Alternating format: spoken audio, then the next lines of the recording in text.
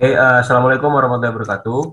Perkenalkan kita dari FRI 093 ingin mempresentasikan dari final report hasil praktikum kita. Nama saya Herdi Cahyono dan rekan saya. Herlambang Prastonugroho. Saya Aziz Fauzan Liskianto. Oke, next.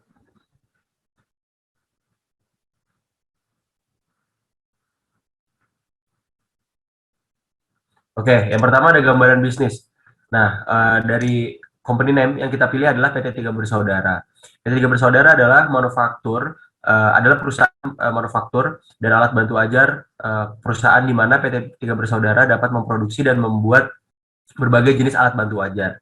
Nah, yang kita develop adalah nama barangnya adalah Apin. Nah, Apin ini berasal dari kata alat pintar, yaitu alat bantu anak-anak khususnya untuk anak usia 3 sampai 7 tahun.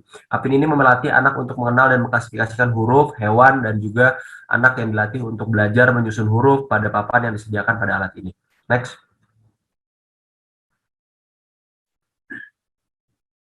Nah, selanjutnya ada analisis STP dan marketing mix. Nah, yang pertama ada segmenting. Nah, ada geografis. Apin akan dilakukan di lingkungan pendidikan dan toko mainan di daerah Ciganitri. Karena kita melihat yang pertama mudah dijumpai oleh pelanggan yang membutuhkan alat bantu ajar anak. Demografisnya, Apin ini diperuntukkan untuk anak yang berusia 3 sampai 7 tahun. Psikografisnya, Apin akan dijual pada orang tua, institusi edukasi, dan toko mainan yang ingin mengajarkan tentang jenis-jenis binatang dan lain-lain. Behaviorsnya adalah sebagai orang tua atau konsumen atau institusi edukasi akan memberikan yang terbaik untuk anaknya. Maka dalam hal belajar mengajar, orang tua akan lebih selektif memilih alat bantu ajar yang dapat menunjang tumbuh kembang anak. Next. Nah, ada analisis STP dan marketing mix. Pertama ada targeting. Concentrate targeting strategi dari perusahaan hanya berfokus pada satu jenis produk dan satu segmen saja yang memiliki potensi pasar paling besar. Positioningnya, Apin adalah alat bantu ajar edukatif yang dibuat oleh home industry dan memiliki banyak manfaat serta memiliki tagline belajar dengan mudah dan cepat. Nah, ada marketing mix, itu ada 4P. Pertama ada produk. Apin berasal dari kata alat pintar, yaitu alat bantu ajar khususnya untuk anak 3 sampai 4 tahun. Apin juga melatih anak untuk mengenal dan mengklasifikasikan huruf, hewan, dan juga yang lainnya. Place-nya, pabrik pembuatan Apin yaitu ada di PT Bersaudara terletak dari Kota Bandung. Price-nya Apin ini dijual 170.000 per unit. Promotionnya promosi yang dilakukan yaitu menawarkan langsung produk kepada konsumen serta membuat pemasaran melalui website. Nah, ada strategi dan rencana pemasaran. Yang pertama, kita melakukan analisis SWOT. Strength-nya adalah lokasi yang strategis. Nah, selanjutnya ada alat bantu ajar yang mudah dipelajari. Terus selanjutnya ada alat bantu ajar yang up to date. Nah, weakness-nya ada kurangnya sosialisasi alat bantu ajar kepada konsumen. Selanjutnya ada pengguna bahan dari kayu yang mungkin lebih butuh perawatan yang tepat. Nah, opportunities-nya adalah banyaknya jumlah anak-anak di Indonesia. Nah, selanjutnya ada anak-anak yang suka bermain sambil belajar. Selanjutnya ada pelanggan yang sangat memperhatikan apa yang dimainkan oleh anaknya. Nah, ada threats-nya atau ancaman atau banyaknya pesaing dengan produk mirip.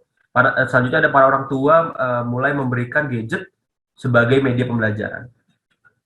Nah, selanjutnya ada rencana produksi. Demand forecasting yang didapatkan dari perhitungan pada modul 2B sebesar 15.524 unit dengan metode terpilih adalah double moving average 2 kali 2.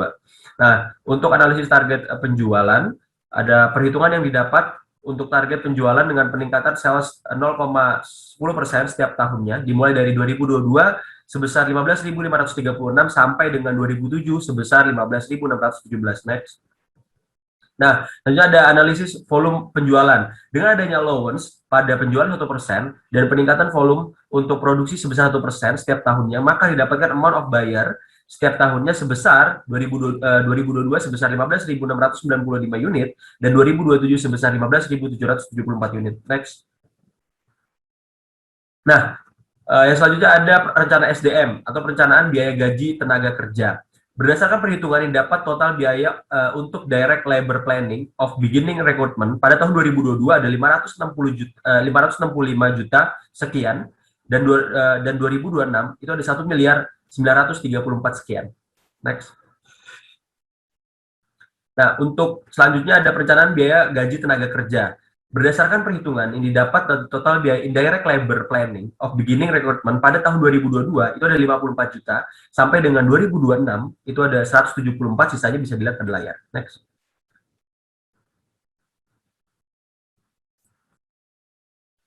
Oke, selanjutnya akan saya lanjutkan. Berdasarkan perhitungan didapatkan total biaya untuk Executive Labor Planning of Beginning Recruitment pada tahun 2022 sekitar 384 juta. Kemudian untuk Executive Labor Planning After Second Recruitment pada tahun 2025 sebesar sekitar 480 juta. Next. Nah, kemudian ada perencanaan biaya gaji tenaga kerja. Berdasarkan perhitungan total cost of direct labor recruitment didapatkan sebesar 52 juta 900.000 rupiah, dan berdasarkan perhitungan total cost of indirect labor recruitment didapatkan sebesar sekitar 24 juta rupiah, dan berdasarkan perhitungan total cost of executive labor recruitment didapatkan sekitar 9 juta rupiah. Next. Nah, kemudian berdasarkan perhitungan yang telah dilakukan, maka dapat diketahui bahwa biaya yang dibutuhkan untuk melakukan rekrutasi terhadap direct labor pada tahun 2002 sebesar 698.200.000 rupiah. Kemudian untuk tahun 2026 menjadi 2 miliar 300 jutaan. The next. Kemudian berdasarkan perhitungan yang telah dilakukan, maka dapat diketahui bahwa biaya yang dibutuhkan untuk melakukan rekrutasi terhadap executive labor cost pada tahun 2022 adalah sebesar kurang lebih 690 juta rupiah, dan untuk tahun 2023 sebesar kurang lebih 729 juta rupiah, untuk 2024 kurang lebih 766 juta rupiah, 2025 sebesar kurang lebih 1,3 miliar, dan untuk 2026 sebesar kurang lebih 2,3 miliar. Next. Nah, berdasarkan perhitungan yang telah dilakukan, maka dapat diketahui bahwa biaya yang dibutuhkan untuk melakukan rekrutasi terhadap indirect labor pada 2022 adalah sebesar kurang lebih 600 juta. 683 juta, dan untuk 2023 sebesar kurang lebih 729 juta, dan untuk tahun 2024 adalah sebesar kurang lebih 766 juta. Untuk tahun 2025 sebesar kurang lebih 2,3 miliar, dan untuk tahun 2026 adalah sebesar kurang lebih 2,3 miliar 778 juta rupiah. Next. Nah, untuk proyeksi keuangan, pada perhitungan yang telah dilakukan, maka didapatkan dua total biaya, yaitu biaya produksi dan biaya operasional. Total biaya produksi didapatkan dari hasil penjumlahan antara direct cost dengan overhead cost. Sedangkan total biaya operasional didapatkan dari hasil penjumlahan biaya-biaya yang termasuk ke dalam operasional perusahaan. Adapun total biaya produksi dan operasional pada tahun 2002 sebesar kurang lebih 5,8 miliar, sedangkan pada tahun 2003 sebesar 5,9 miliar, 2024 adalah 6,1 miliar, 2025 adalah 8,2 miliar, dan pada tahun 2006 adalah kurang lebih 10,6 miliar. Oleh karenanya, berdasarkan perhitungan yang telah dilakukan, dapat disimpulkan bahwa biaya produksi dan operasional selalu mengalami peningkatan. Biaya-biaya tersebut akan selalu digunakan oleh perusahaan untuk menjalankan kegiatan operasionalnya. Next.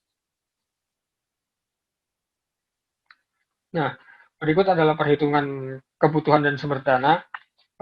Kebutuhan dana terdiri dari fixed investment, working capital, SIUP, dan trademark. Adapun masing-masing biaya tersebut adalah sebesar 1,1 miliar, kemudian 5,1 miliar, 2.730.000 rupiah, dan 600.000 rupiah. Sehingga total yang dibutuhkan adalah sebesar 6,2 miliar. Nah, untuk sumber dananya, dapat dibagi untuk sumber dananya, maka kita akan melakukan pembagian dari owner equity sebesar 80% dan pinjaman bank sebesar 20%.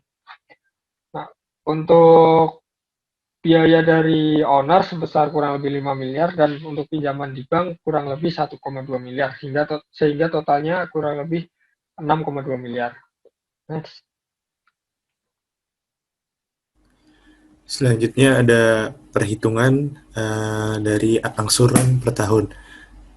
Dari perhitungan tersebut digunakan untuk mengetahui beberapa jumlah biaya yang dikeluarkan tiap bulannya untuk membayar utang yang telah dipinjamkan perusahaan kepada pihak bank, yaitu sebesar 1,2 miliar. Adapun waktu yang ditetapkan untuk melunasi pinjaman tersebut kurang lebih selama 60 bulan atau jika dikonversikan ke dalam tahun, yaitu sekitar 5 tahun.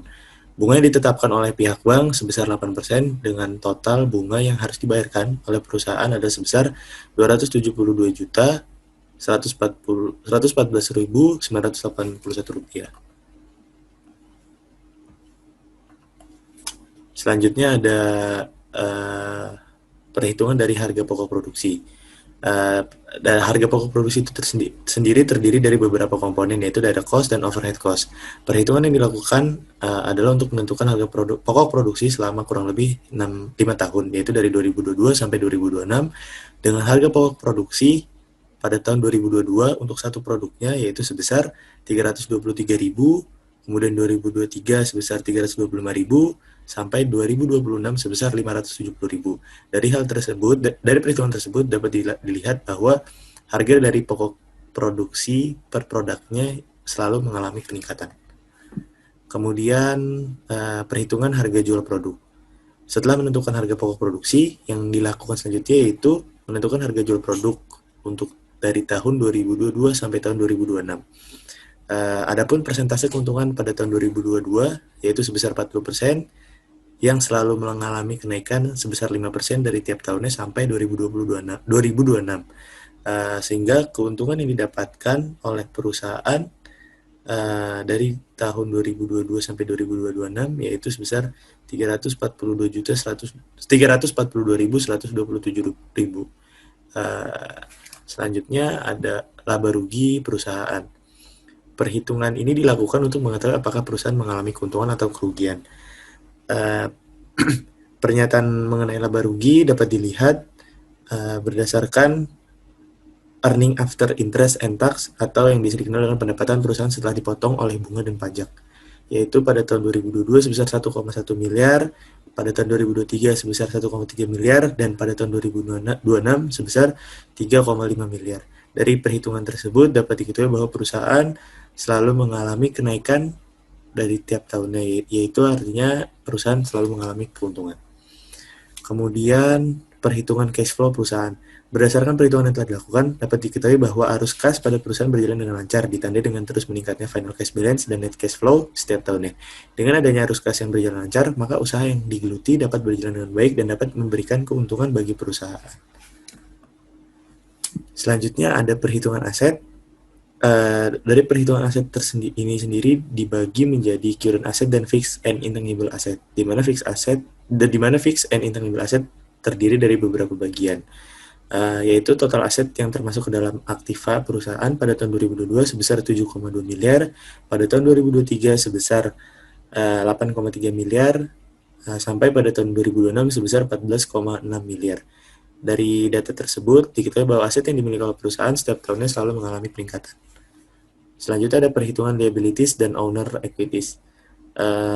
Pasiva terdiri dari liabilities dan equity. Adapun total pasiva pada tahun 2022 sebesar kurang lebih 7,1 miliar, pada tahun 2023 sebesar 8,2 miliar, dan pada tahun 2026 sebesar 14,5 miliar. Selanjutnya ada merupakan analisis kelayakan, yaitu dilihat dari NPV dan PBP atau yang bisa disebut dengan payback period. Berdasarkan tabel tersebut dapat dilihat bahwa nilai NPV pada periode kelima lebih besar dari 0. Oleh karena itu, hal tersebut mengindikasikan bahwa perusahaan mampu mendapatkan keuntungan setelah melunasi biaya-biaya yang dikeluarkan oleh perusahaan. Atau dengan kata lain, perusahaan layak didirikan atau dijalankan.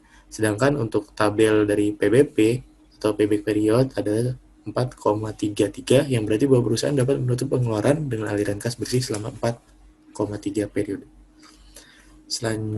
Kemudian di tabel IRR, besaran bunga yang dapat dihasilkan dari investasi yang telah dilakukan yaitu sebesar 16,12%, yang mana hal ini lebih besar dari nilai suku bunga yang ada pada bank, yaitu sebesar 8%.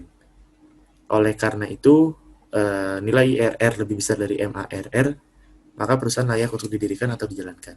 Selanjutnya ada dari sisi BCR, berdasarkan tabel tersebut, nilai aliran kas yang masuk dibandingkan dengan aliran kas yang keluar bernilai 1. Hasil tersebut menunjukkan bahwa nilai 1 perusahaan layak untuk didirikan atau dijalankan. Baik, saya akan menjelaskan tentang dari praktikum PFT atau perencanaan fasilitas dan tata letak. Yang pertama, di sini ada jarak antara supplier dengan kandidat lokasi. Jadi tiga bersaudara berencana melakukan pembangunan pabriknya di daerah Jawa Barat, khususnya di Kota Bandung, Kabupaten Bandung, dan Kabupaten Bandung Barat. Tiga bersaudara memiliki 3 kandidat lokasi dan 3 kandidat untuk mensupport kegiatan produksi yang akan dilakukan nantinya. Pemilihan supplier dari PT Tiga Bersaudara dilakukan dengan kriteria jarak yang relatif dekat dengan kandidat lokasi pabrik PT Tiga Bersaudara. Adapun kandidat lokasi pabrik dan lokasi supplier PT Tiga Bersaudara antara lain sebagai berikut. Nah, lokasi A ini bisa dilihat pada kandidat lokasi PT Tiga Bersaudara A yang ini adalah di Kota Bandung, dapat dilihat jika jarak PT Tiga Bersaudara A dengan supplier 1 TB Asep adalah 1,8 km. Jarak PT Tiga Bersaudara A dengan supplier 2 itu 18,2 km. Selanjutnya ada PT Tiga Bersaudara yang plan A ke supplier 3 itu ada 21,8 km. Next. Nah, selanjutnya ada yang B. Pada kandidat yang B ini pada supplier pertama itu ada 15,1 km. Nah, untuk supplier kedua itu ada 3,7 km, dan pada supplier ketiga itu ada 13,6 km. Nah, untuk yang pilihan C itu pada supplier pertama itu ada jaraknya sejauh 19,9 km. Terus selanjutnya untuk yang kedua ada 13,7 km dan supplier yang ketiga ada 0,6 km. Nah, selanjutnya akan dilanjutkan oleh teman saya. Oke, selanjutnya akan saya lanjutkan. Nah, dari berbagai kabupaten atau kota yang berada di daerah Jawa Barat, dipilih 3 kandidat lokasi untuk mendirikan pabrik PT Tiga Bersaudara, yaitu Kabupaten Bandung, Kota Bandung, dan Kabupaten Bandung Barat. Dari 3 lokasi tersebut, kami melakukan penelusuran data penunjang untuk data penunjang antara lain UMK daerah tersebut dan biaya sewa tanah di daerah tersebut untuk dilakukan analisis berikutnya. Next.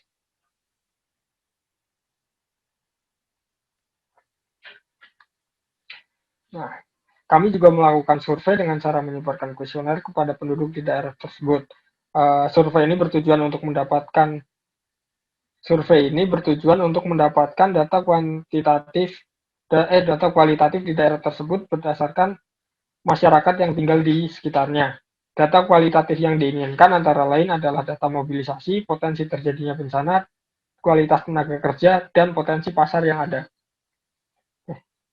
Next.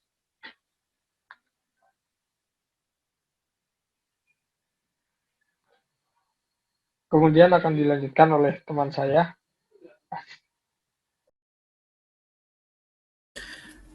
Baik, selanjutnya yaitu merupakan routing sheet. Berdasarkan hasil input data yang diperoleh dari OPC PT Tiga Bersaudara, terdapat 12 proses operasi dengan masing-masing fasilitas pada setiap proses, serta dimensi dan volume pada setiap part yang didapatkan. Kemudian didapatkan hasil perhitungan pada theoretical machine capacity, scrap, efisiensi, actual machine capacity, amount of actual machine, required production amount, prepare production amount, dan machine require untuk mendapatkan jumlah dari actual machine require pada Tiga Bersaudara, yaitu sebanyak 13 unit. Kemudian selanjutnya yaitu perhitungan material handling equipment. Material handling yang digunakan pada PT Tiga Bersaudara adalah troli dengan dimensi sebesar 70 kali 110 kali 100 cm dengan maksimum daya angkut sebesar kurang lebih 400 kg. Kemudian setelah dilakukan perhitungan dari stacking dengan aplikasi Stack Builder, didapatkan bahwa stack paling tinggi adalah sebesar 13.560 unit pada part yang apin dan paling kecil yaitu 36 unit pada part base dan produk apin secara keseluruhan.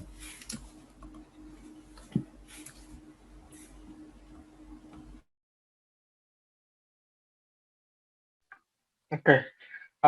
Selanjutnya dilakukan perhitungan mengenai luas wilayah yang akan dibangun. Luas area produksi dari pabrik PT Tiga Bersaudara setelah dilakukan kalkulasi adalah sekitar 880 meter persegi. Oke, next.